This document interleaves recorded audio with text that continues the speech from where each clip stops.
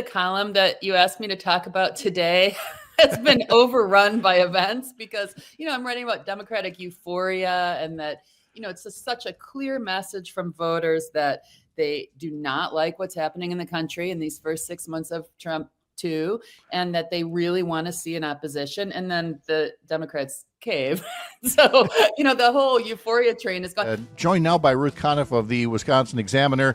A lot to be said about last week's election results, and of course that includes a column from her that says Tuesday's Democratic sweep is a wake-up call for Wisconsin. You can read it at wisconsinexaminer.com. Of course, since that time, we've also had the drama about the potential end to the government shutdown and so much more that you can again follow at wisconsinexaminer.com. And Ruth Conniff is here now. Ruth, good morning. How are you?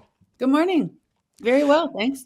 How did it feel? I've asked a couple of other guests this, that how did it feel to have the aftermath of the election and everybody's writing their pieces and other people are still taking their victory laps, and then somebody throws sand in the gears and 8 Democrats decide to say, we're done. We can't continue holding out for, healthcare to be more affordable. And so that's that. Was it just the dragging the needle across the record and bringing everything to a halt? Or is this just a minor skip in the record and Democrats can get back on message on how to move forward? Well, definitely the column that you asked me to talk about today has been overrun by events because, I'm writing about Democratic euphoria and that, it's such a clear message from voters that they do not like what's happening in the country in these first 6 months of Trump too, and that they really want to see an opposition. And then the Democrats cave. So, the whole euphoria train is gone. And Ken Martin, I did a call. I was on a call listening to Ken Martin, the DNC chair. When I wrote this column, I was talking about how the Democrats seem to have found their footing and they felt so, emboldened by these election results.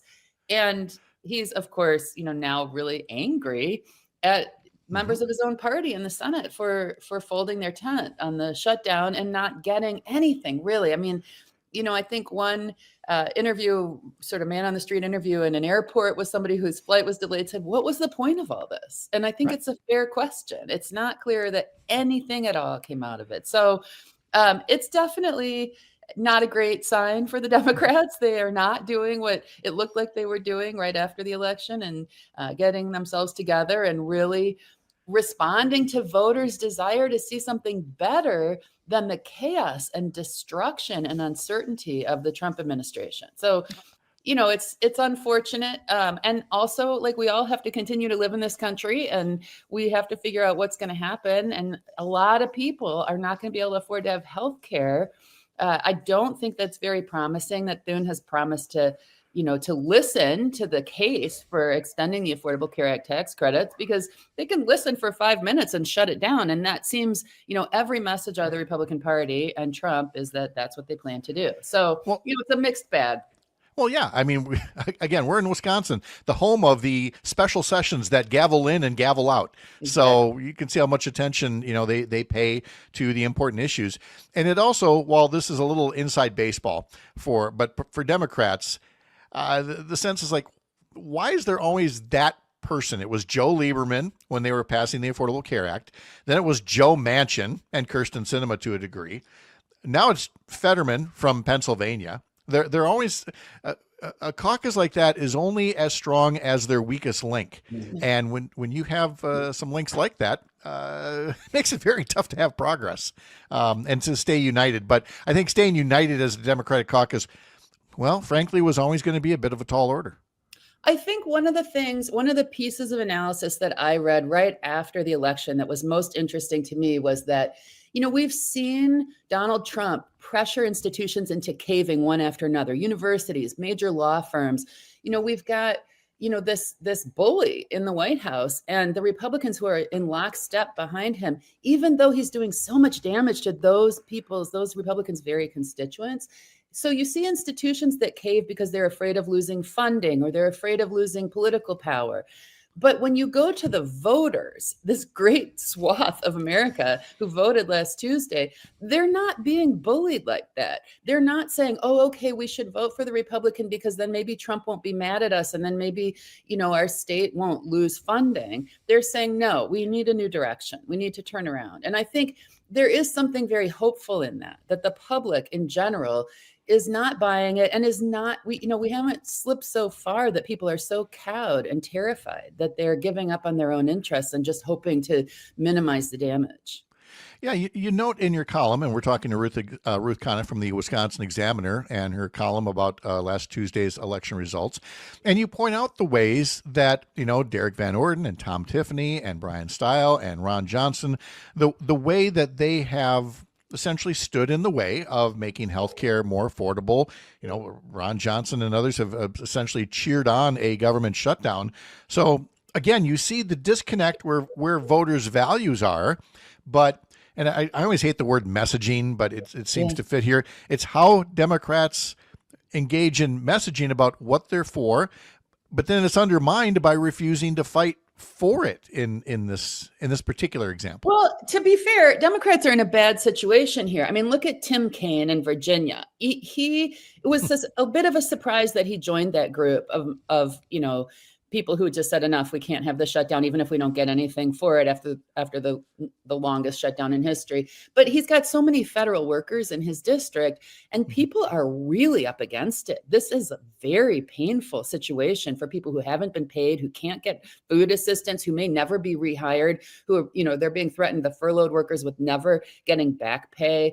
And so that was really at the heart of the deal, I think, for Kaine and for other Democrats who just said, the people in my district can't take any more pain. And the problem for the Democrats is they actually care. Yes. Tim Kaine actually cares. Whereas Trump doesn't care. He's going to court to try to make sure that children do not get food assistance in the month of November. So, you're in a difficult position when you don't have any leverage against people who truly don't care how much damage and destruction happens. Yeah, we're talking to Ruth Conniff from the Wisconsin Examiner, and in her column, she writes how various Democratic leaders eagerly declared that theirs is the party of affordability. Ruth writes, it doesn't take a political genius to see the vulnerability in the wretched excesses of the Trump administration, forcing children to go hungry while throwing a lavish Great Gatsby party at Mar-a-Lago and building a massive gilded ballroom at the White House. If nothing else, Democrats are the populist alternative by default. But we've learned, if nothing else, you can be the populist alternative by default, but it doesn't mean anything if people don't show up for you on Election Day. Now, they did last week in a big way. The question becomes, will that be as effective, just under a year from now when they do these midterms again? But are you saying that basically Dems need to continue to just take that affordability flag and run with it? Yes. And I think, what we see in the shutdown drama is just a failure of leadership, because even if it's understandable that people can't take any more pain, it's just, you don't start the longest shutdown in history. You don't dig in your heels and say, no, we have this bottom line issue and we're not going to give ground, and then give ground after 41 days. I mean, this is not the Master of the Senate, the great Robert Caro book about Johnson. The Democrats need some strategy and some leadership and some idea of where they're going. And that's why you see people like our Congressman Mark Pocan calling for Schumer's ouster, because even though Schumer wasn't with that group that voted with the Republicans, he is in charge of leading the Senate. And where's the leadership here? Yeah, there's a lot of asking where's the leadership and saying things about Chuck that we can't say on the radio here. Also at the Wisconsin Examiner, Baylor Spears has a story out for Veterans Day, noting that on Veterans Day, Wisconsin is serving fewer homeless vets, and lawmakers are at an impasse on support.